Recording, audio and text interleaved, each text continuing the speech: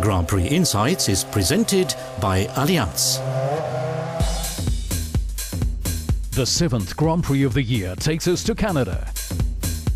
The circuit in Montreal is extremely fast, so it's vital to have good brakes. And that the brakes, like everything in Formula One, are made to withstand maximum stress.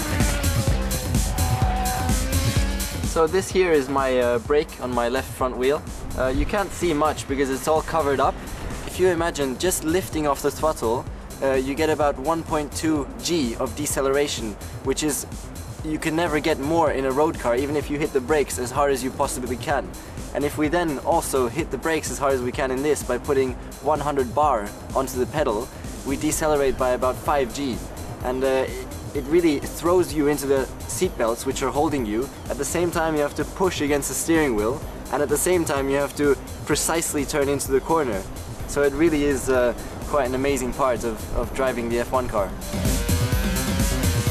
In Canada, the teams run with fairly flat wings and therefore modest downforce. That gives greater speed and thus more cooling for the brakes. And that's really vital for the track's winding sections. Cooling is absolutely vital, the cooling for the brakes, and if there is a mistake or there is a little problem on brake temperatures, you end up in deep trouble because the brakes are not going to survive until the end of the race. Driving at the absolute limit. This is possible because increasingly better technology and permanent tests make cars safe for drivers even in extreme situations. In a crash, the carbon fiber crash structures surrounding the monocoque absorb energy, protecting the driver from injury. The way they improve safety from one year to another, if you look back 20 years to now, it's such an unbelievable change. It's unimaginable, really. Formula One has never been as safe as it is today. Just last year, Robert Kubica survived his hefty crash here before the hairpin almost unscathed. With this key spot comes a long straight. Then, just before the finish, the famous Wall of Champions.